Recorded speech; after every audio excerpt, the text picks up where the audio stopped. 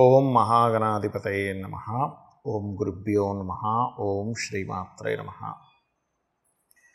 పరమేశ్వర స్వరూపమైనటువంటి జ్యోతిష, వాస్తు మరియు ఇతర అనేకమైనటువంటి శాస్త్రములను మనకు అందించినటువంటి మహర్షులకి నమస్కారం. హయగ్రీవ హయగ్రీవ హయగ్రీవేతి యో వదేత్తస్య నిస్సరతే వాణీ జన్మకన్యా ప్రవాహవత్. అరుణాం కరుణాతరంగితాక్షీం ధృతపాశాంకుశపుష్పబాణచాపాం అనిమాదిభిరావృతాం మయూకైః అహమిత్యేవ విభావయే భవానీం. శ్రీమాత్రే నమః. ప్రేక్షకులకి ఆ లలితాంబిక అమ్మవారి యొక్క అనుగ్రహం పరిపూర్ణంగా కలగాలని మనస్ఫూర్తిగా కోరుకుంటూ ఈరోజు మనం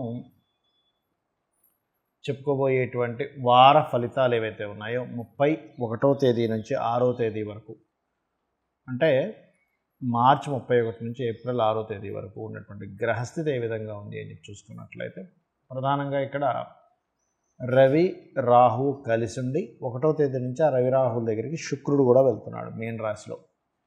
మేషంలో గురువు బుధులు ఉండి 2వ తేదీ నుంచి బుధుడు వక్రించి మీనం వైపు ప్రయాణం చేస్తున్నాడు. మరియు కన్యారాశిలో కేతువు, చంద్రుడు వృశ్చిక రాశి నుంచి ఈ వారం మొత్తంలో మనకి వృశ్చికము, ధనస్సు, మకర, కుంభరాశి వరకు ప్రయాణం చేస్తాడు. ఈ వారం రోజులు కుంభరాశిలో శని కుజులతో 5-6 తేదీలు కలుస్తున్నాడు. సో ఈ యొక్క గ్రహస్థితిని అనుసరించి ద్వాదశ లగ్నాల వారికి ఏ విధంగా ఉంది, లగ్నం తెలియనటువంటి వారు రాశి నుంచి చూసుకోవచ్చు, వీరికి ఏ విధంగా ఉండబోతుంది, మరియు ఈ యొక్క రాశుల వారు చేయవలసినటువంటి పరిహార మార్గం ఏమిటి, మరియు డేట్ ఆఫ్ బర్త్ ఏమీ తెలియని వారికి ఎటువంటివి చేసుకోవాలి, ఏ విషయాలు జాగ్రత్తగా ఉండాలనేటువంటిది నేను మీకు ఆఖరిలో చెప్తాను. వీడియో ఆఖరి వరకు చూడండి. కన్యా లగ్నము, కన్యా రాశి. కన్యవారికి కనుక చూసుకున్నట్లయితే రాశిలో కేతువు యొక్క సంచారం జరుగుతూ శనికుజుడు 6వ స్థానంలో ఉన్నాడు, మరియు సప్తమంలో రవిరాహుల కలయిక. ఇవన్నీ కూడా ఏంటంటే కొద్దిగా మీకు ఈ కేతువు రాశిలో ఉన్నందుకు ప్రత్యేకంగా ఏంటంటే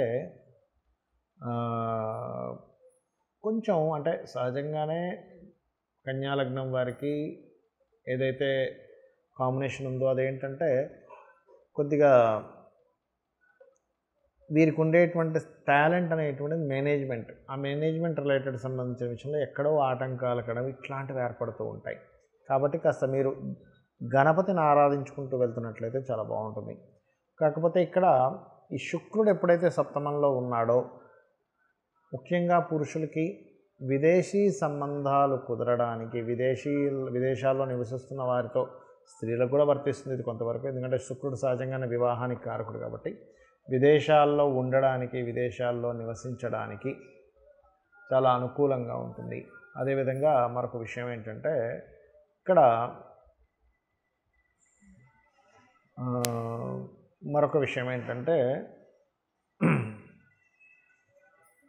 ఈ 3వ స్థానాధిపతి కుజుడు శనితో కలిసి 6వ స్థానంలో ఉన్నందుకు ముఖ్యంగా మీరు సిబ్లింగ్స్తో, అంటే అన్నదమ్ములతో కావచ్చు, అక్కచెల్లెలతో కావచ్చు, మాట్లాడుకునేటప్పుడు, అగ్రిమెంట్ చేసుకునేటప్పుడు వాళ్ళతో ఏదైనా అనవసరమైన ఘర్షణ ఇక్కడ వస్తుంది అనుకున్నప్పుడు దాన్ని అక్కడ కట్ చేయండి. అది అలా చేసినట్లయితే అన్ని విధాలా బాగుంటుంది. మరియు మరొక విషయం ఏంటంటే ఇక్కడ గమనించుకున్నట్లయితే ఈ గురువు యొక్క దృష్టి 4వ స్థానం మీద ఉన్నందుకు ఈ గురువు ప్రత్యేకంగా ఏంటంటే ప్రాపర్టీ రిలేటెడ్ సంబంధించినటువంటి అంశంలో చాలా మంచి యోగ్యంగా ఉన్నాడు ఇక్కడ. అంటే మీరు ఏదైనా ప్రాపర్టీస్ కొనుక్కోవడానికి ఇది సరైనటువంటి సమయం. మరియు ప్రత్యేకంగా మీరు 5-6 తేదీలు లాభాలు, ఫలానా దాంట్లో ఎక్కువ లాభాలు వస్తాయని ఇన్వెస్ట్మెంట్ చేసేటువంటి విషయాల్లో 5-6 తేదీలు కొంత జాగ్రత్తగా ఉండండి. అనవసరమైన లాభాపేక్ష వల్ల ఇబ్బంది పడేటువంటి ఛాన్సెస్ కనిపిస్తున్నాయి. లాభాపేక్ష వల్ల కొంత గొడవలు కూడా వచ్చే ఛాన్సెస్ కనిపిస్తున్నాయి. కాబట్టి ఈ యొక్క విషయాల పట్ల కాస్త జాగ్రత్తగా ఉండాలి. మరియు మీ యొక్క జీవిత భాగస్వామికి కూడా 2వ తేదీ నుంచి ఈ బుధుడు ఎప్పుడైతే దశమాధిపతి వక్రించి 7వ స్థానంలోకి వెళ్తున్నాడో, మీ జీవిత భాగస్వామికి మీరు ఏదైతే ఉద్యోగ సంబంధించినటువంటి విషయంలో ప్రయత్నం చేస్తుంటారో ఆ యొక్క ప్రయత్నం ఫలించేటువంటి యోగం కనిపిస్తుంది. మరియు మరొక విషయం ఏంటంటే ఇక్కడ ఈ ధనాన్ని ఇచ్చేటువంటి కారకుడు రాహుతో ఉన్నందుకు కాస్త మీకు ఆన్లైన్ త్రూగా ధనం రావడము, మరియు ఆన్లైన్లో చేసేటువంటి వ్యాపారాలు, మనం ఆన్లైన్ అంటే మీరు అందరూ కూడా బెట్టింగ్స్ అనో లేకపోతే క్రికెట్ బెట్టింగ్ అనో ప్యాకెట్లని ఇవి అనుకోకండి దయచేసి.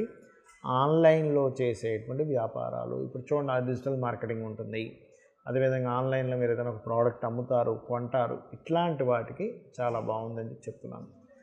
అదేవిధంగా మీరు కాస్త కాలభైరవ అష్టకం చదువుకోండి, కాళికా అమ్మవారి యొక్క స్తోత్ర పఠనం చేయండి, అన్ని విధాలా బాగుంటుంది.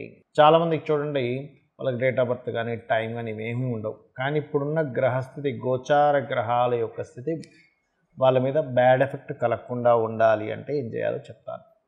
ముఖ్యంగా ఇప్పుడున్నటువంటి గ్రహస్థితిలో ఈ వారము గ్రహణానికి మధ్యలో ఉండేటువంటి వారం, రెండు గ్రహణాల మధ్యన ఉండేటువంటి వారం ఈ వారం. అలాగే ఇలా ఉన్నప్పుడు ఏంటంటే ఏదైనా ముఖ్యమైనటువంటి పనులు ప్రారంభించకపోవడమే మంచిది. కాకపోతే మనకి గ్రహణం అనేటువంటిది మన ఇండియాలో లేదు కాబట్టి ప్రాబ్లం అంత పెద్దగా ఇబ్బంది ఏమి ఉండదు.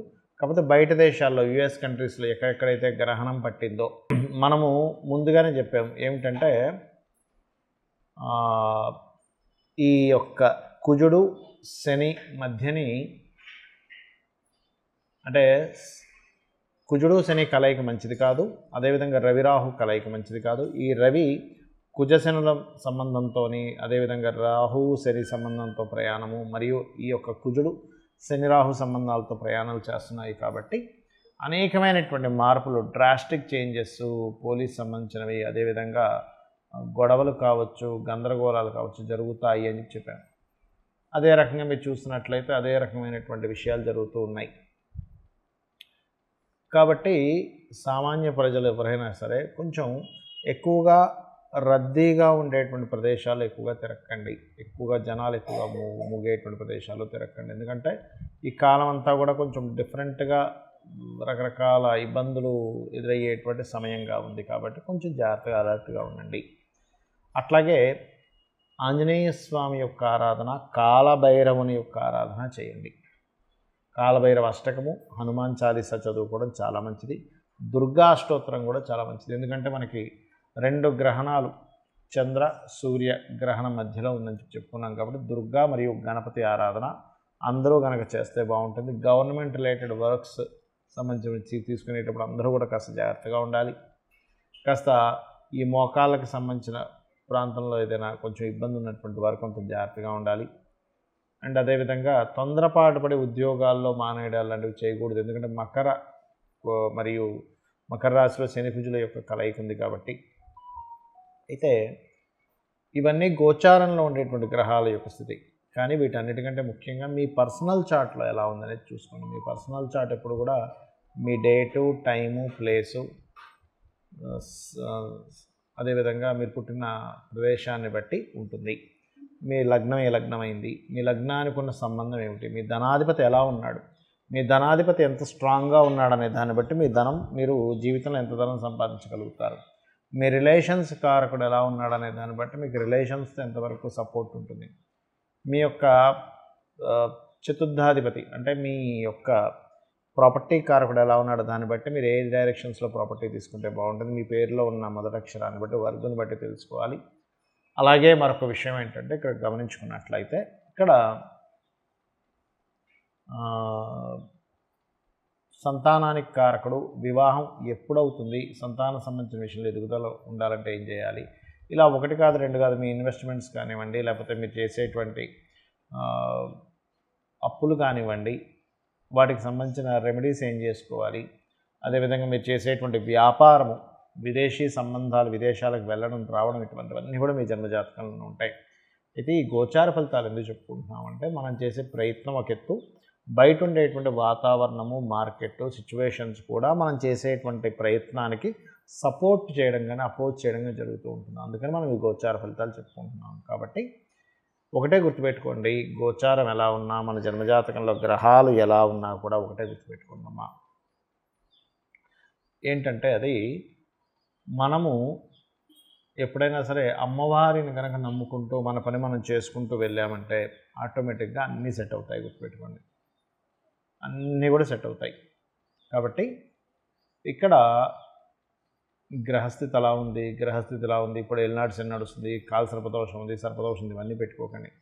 మీ పనే మీ దైవంగా భావిస్తూ అమ్మవారు నా వెనకాతలు ఉన్నారు ఇంకేంటి అనుకుంటూ చేయండి, మీకు అన్ని విధాల ఆ అమ్మవారే మీకు రక్షగా నిలబడుతుంది. శ్రీమాత్రే నమః.